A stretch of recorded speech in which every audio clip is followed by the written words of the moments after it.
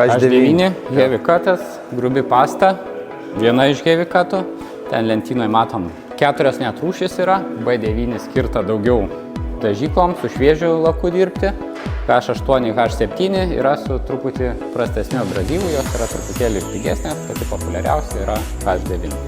Tai mes turim H9, Kochas taip žymi, H tai yra heavy duty, 9 grubumas, 0.2 versija ir čia taipogi 9 nuliukas tai rašo, kad grubumas ir 6 blizgumas.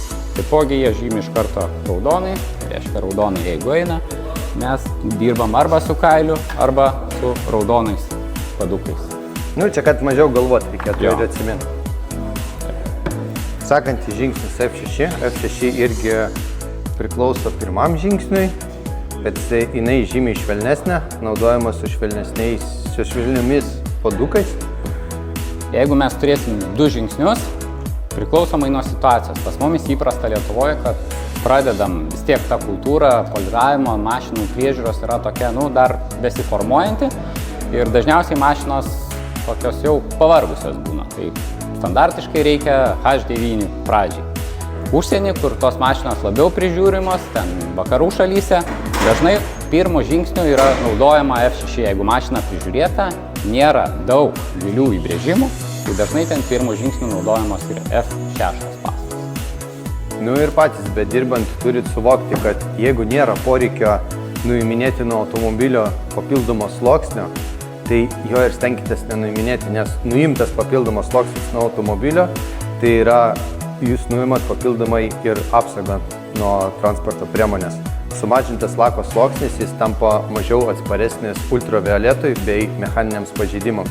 Kiekvieną kartą šveitus, tiesiog gali nebelikti lako ir tenka automobilį perdažyti. Tai todėl ir yra 2 rūšis. Stipresnė, tam, kad nereikėtų šiaušti. Paimsiu stipresnę, tiesiog su avikaliu padrožti, žymiai mažesnį sluoksnį nuimsi. Arba imi silpnesnė, jeigu nėra gilių įbrėžimų ir užtenka tuomet silpnesnės.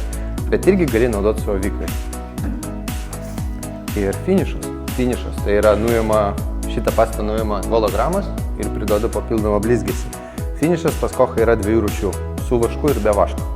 Su vašku naudojamas tuomet, kai tu visiškai pabaigus poliravimą visiškai jokios papildomos apsaugos nededi, tai bent finiše yra ta papildoma apsauga, vaško apsauga. Ir yra tiesiog finišas, kuris suteikia blizgesį, bet jis neturi vaško.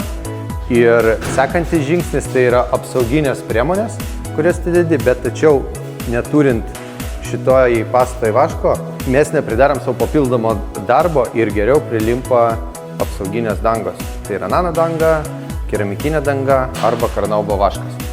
Nereikia stipriai papildomai riebalio. Prieš padengiant apsauginę dangą, bet kurią paėmus visada reikia nusirebalinti, nes finišas pats iš savęs turi šiek tiek riebalų. Tai jeigu jau taip mašina grubiai sako, nupoliruojat ir atiduodat, tai rekomenduojam P3 pastą su vašku, jinai biški daugiau blizgės ir apsaugos turės.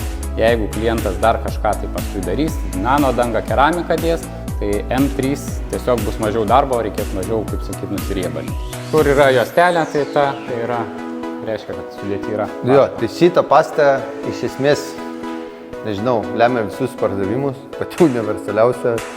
Nes su šitą vieną pastą gali padaryti ir startą, ir vidurį, ir finišą, iš esmės. Kaip tai padaryti, tiesiog keisti padukus. Tai čia ta pasta, kuri skirta paprastam vartotojui, kad jam nereikėtų išskirti ir sekti kokybiško darbo. Jeigu ir vis tiek trūksta įgūdžių, tai tiesiog pasiemi vieną šitą pastą ir 3 padukus ir vynioji tavo mašiną blizgės. Arba dar kitaip pirikupo pasta vadinama, kaip sakyt. Vienu žingsniu, tokį su mažiausiam sąnaudom, ganėtinai gerą rezultatą gauni. Vienu šūviu užmuis 15 zuikių. Šitą pastą Kocho.